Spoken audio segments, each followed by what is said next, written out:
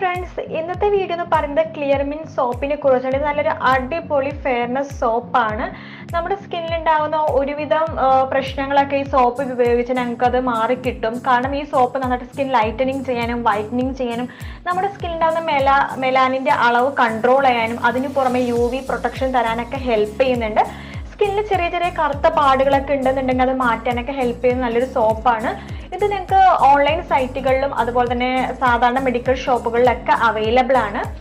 ഈ സോപ്പിനെ കുറിച്ച് പറയുകയാണെങ്കിൽ ഇതിന്റെ മെയിൻ ആയിട്ടുള്ള ഇൻഗ്രീഡിയൻസ് എന്ന് വെച്ച് കഴിഞ്ഞാൽ vitamin A, vitamin E, കോജിക് acid, ഇങ്ങനെ വൈറ്റനിങ്ങിനെ ഹെൽപ്പ് ചെയ്യുന്ന ഒരുപാട് ഇൻഗ്രീഡിയൻസ് ഇതിൽ അടങ്ങിയിട്ടുണ്ട്.